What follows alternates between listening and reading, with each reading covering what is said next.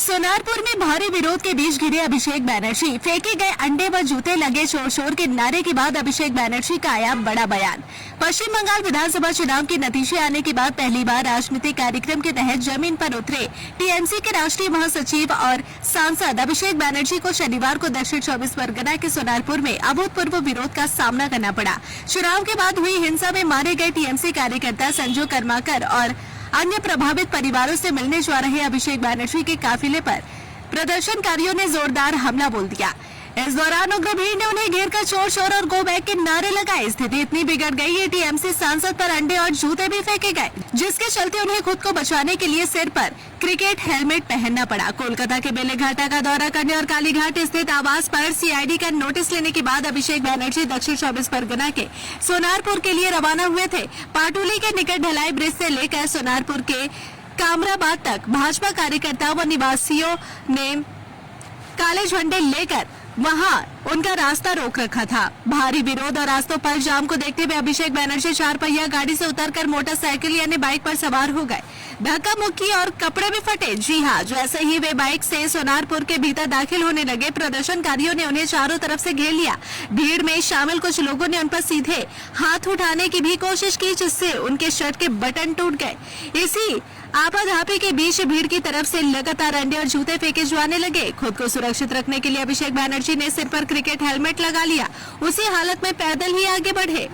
इस हिंसक विरोध और हमले के बाद बेहद व्यथित और उग्र दिखे अभिषेक बैनर्जी ने मीडिया से बातचीत करते हुए इस पूरे घटनाक्रम के लिए भारतीय जनता पार्टी को जिम्मेदार ठहराया। उन्होंने फटी हुई शर्ट दिखाते हुए कहा कि यह पूरी तरह से भाजपा द्वारा प्रायोजित हमला है। देखिए उन्होंने मेरे साथ क्या किया, यह लोकतंत्र का उनका उदाहरण है। चुनावी नतीजों को अभी तक 1 महीना नहीं हुआ और जमीन पर पुलिस कहीं दिखाई नहीं दे रही। वे मुझे जान से मारना चाहते थे। यह पूरी घटना कैमरे में कैद हुई है। मैं निश्चित रूप से इस मामले को लेकर हाईकोर्ट और माननीय राज्यपाल के पास जाऊंगा और कानूनी लड़ाई लड़ूंगा। टीएमसी के शीर्ष नेता पर हुए इस तरह के जमीनी हमले ने राज्य की राजनीतिक सरगर्मी और तनाव को चरम पर पहुंचा दिया है। जहां तृणमूल कांग्रेस ने इसे अपनी पार्टी के दूसरे सबसे बड़े नेता की सुरक्षा में बड़ी चूक और राजनीतिक प्रतिशोध की पराकाष्ठा बताया, तो वहीं विपक्षी खेमे का कहना है कि यह चुनावी नतीजों के बाद जनता का स्वतः स्फूर्त आक्रोश है। फिलहाल स्थिति को नियंत्रित करने के लिए सोनारपुर और आसपास के इलाकों में भारी पुलिस बल तैनात कर दिया गया है। सोशल मीडिया एक्टिव করুন ওর বাড়িতে আমি এসেছি আপনারা আপনারা ঢুকতে পারেন মোবাইলটা একটু ব্যাক করুন ভিডিও কল পারমিশন না আসছে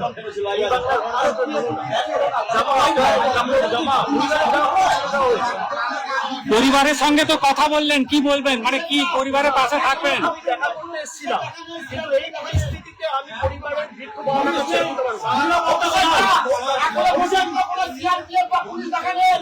কিচ্ছু নেই। এবং আমার কাছে হোয়াটসঅ্যাপ রয়েছে, হোয়াটসঅ্যাপের কমিউনিকেশনের স্ক্রিনশট রয়েছে। দেখুন এখানে মিডিয়া রয়েছেন, তাও চাল ভাঙার চেষ্টা, ঘর ভাঙার চেষ্টা, দেওয়াল প্রায় ভেঙে দেয়, জানলা দরজা ভেঙে দেয়। আমি আমার কাছে সব রেকর্ড রেখে দিয়েছি। পুরো ঘটনাটা ভিডিওগ্রাফি হয়েছে হোয়াটসঅ্যাপের মাধ্যমে। জেলা পুলিশ সুপার, আইসি সবাইকে আগে থেকে অ্যালার্ট করা হয়েছে যে এখানে কিছু ব্যবস্থা নেই।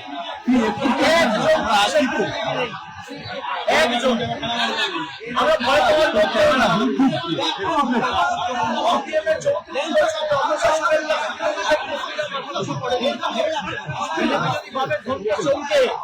আমরা ঘরে ঢুকে যাব, তারা মূর্খের স্বর্গে বাস করছে। কিন্তু যে পরিস্থিতি আজকে তৈরি করেছে, আমার মনে হয় সিপিএম এর বা ওই মধ্যযুগের বড় বড়টাও এদের কাছে লজ্জা পাবে। যেভাবে মানে মাথাটা বেঁচে গেছে, খালি আমরা একটা হেলমেট পরেছিলাম। আমার এখানে যারা সহকর্মীরা ছিল এরা বুদ্ধি খাটিয়ে একটা হেলমেট, দুটো হেলমেট জোগাড় করে রেখেছিল, বললো দাদা এটা মাথায় পড়ে নি। আপনি দেখুন আমার জামা কাপড়ের অবস্থা, 15 বছর চশমা ভেঙে দিয়েছে,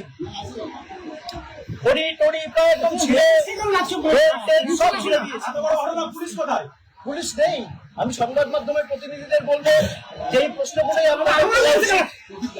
আমি এখন যেভাবে এসছি আমি একইভাবে বেরিয়ে যেতে পারি, কিন্তু আমি হয়তো বেরিয়ে গেলাম, এই যে সঞ্জুর বৃদ্ধ বাবা মা, তার উপর তো চড়াও হবে। এই ছেলেগুলো, এই বখাটে ছেলেগুলো যাদের পেটে ঘুষি মারলে কখা বেরোবে না। আমাকে বাইরে থেকে স্লোগান দিচ্ছে চোর, আর বাংলার বর্তমান মুখ্যমন্ত্রীকে নির্লজ্জ দোকান কাটার মতো হাত বার করে টিভির পর্দায় 5 লক্ষ টাকা ঘুষ নিতে দেখা গেছে। বাংলার কোন মুখ্যমন্ত্রীকে টিভির পর্দায় আজ পর্যন্ত স্বাধীনতার পর এইভাবে নির্লজ্জ ভাবে কেউ টাকা নিতে দেখেনি। একমাত্র এই বিজেপির মুখ্যমন্ত্রী বর্তমানে যিনি চুরি করে মুখ্যমন্ত্রী হয়েছে, যার মাথার উপর